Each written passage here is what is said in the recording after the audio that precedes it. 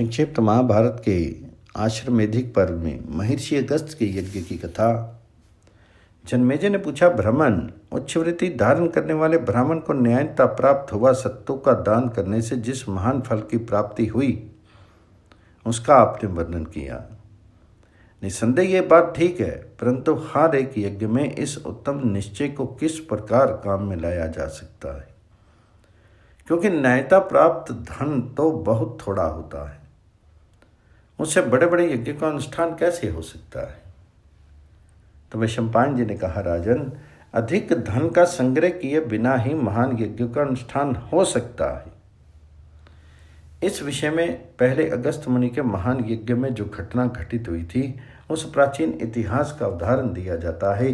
संपूर्ण प्राणियों के हित में संलग्न रहने वाले महान तेजस्वी महर्षि अगस्त ने एक समय 12 वर्षों के में समाप्त होने वाले यज्ञ की दीक्षा ली थी। उन महात्मा के यज्ञ से अग्नि के समान तेजस्वी होता थे, जिनमें फल मूल का आहार करने वाले अश्मकुट, मरीचिप, परिपृष्टिक, वेघसिक और प्रसंख्यान आदि अनेकों प्रकार के यति एवं भिक्षु थे। वे सभी प्रत्यक्ष धर्म का पालन करने वाले, क्रोध को जीतने वाले, जितेंद्रिय, मनोनिग्रह परायण, हिंसा दम से दूर और सदा शुद्ध आचार में स्थित रहने वाले थे। ऐसे ऐसे महर्षि उस यज्ञ में उपस्थित हुए थे। उनके सिवा और भी बहुत से ऋषि मुनियों ने उस महान यज्ञ का अनुष्ठान पूरा किया था। महर्षि अगस्त जब इस प्रकार यज्ञ कर रहे थे उस समय इंद्र ने संसार में पानी बरसाना बंद कर दिया। तब यज्ञ कर्म के बीच बीच में मुनि लोग अगस्त जी के संबंध में परस्पर इस प्रकार चर्चा करने लगे, ब्राह्मणों, ये अगस्त जी यज्ञ कर्म में प्रवृत्त होकर प्रतिदिन द्वेष शून्य हृदय से अन्न दान करते हैं। इधर बादल पानी नहीं बरसते, ऐसी दिशा में अन्न की उपज कैसे होगी। यह महान यज्ञ 12 वर्षों तक चलता रहेगा और उतने समय तक इंद्र वर्षा नहीं करेंगे। इस बात पर भली भांति विचार करके आप लोग इन तपस्वी महात्मा के ऊपर अनुग्रह करें।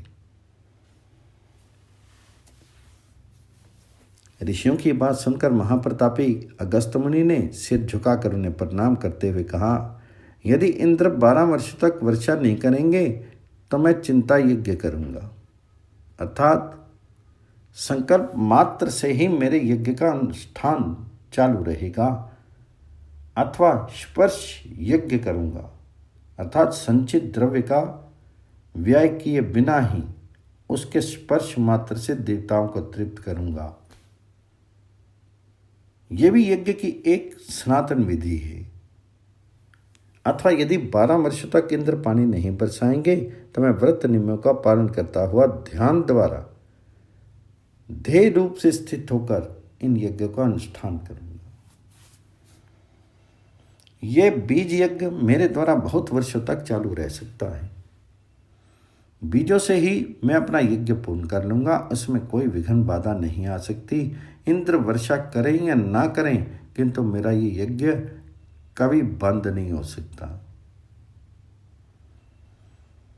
मैं स्वयं इंद्र होकर समस्त प्रजा की जीवन रक्षा करूंगा। जिस प्राणी को जो आहार है उसको वही मिलेगा, अथवा मैं आवश्यकता के अनुसार विशेष आहार का प्रबंध भी प्रचुर मात्रा में कर सकता हूं। इस समय तीनों लोकों में जितना सोना और धन है वह स्वयं यहां उपस्थित हो जाए। दिव्य अप्सराएं, गंधर्व, किन्नर, विश्वावसु तथा दूसरे स्वर्गवासी भी यहां आकर मेरे यज्ञ की उपासना करें। उत्तर कुरुदेश में जितना धन हो वह सब यहां आ जाए। स्वर्ग में रहने वाले देवता और धर्म भी स्वयं ही इस यज्ञ में आकर उपस्थित हो जाएं। यद्यपि अगस्त के इतना कहते ही उनके तप के प्रभाव से सब कुछ वैसा ही हो गया।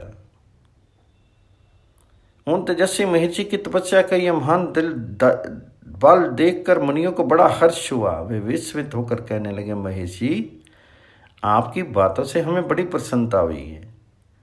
हम आपके यज्ञों से ही संतुष्ट हैं। न्याय से उपार्जित किया हुआ अन्न ही हमारा भोजन है। हम सदा अपने कर्मों में लगे रहते हैं।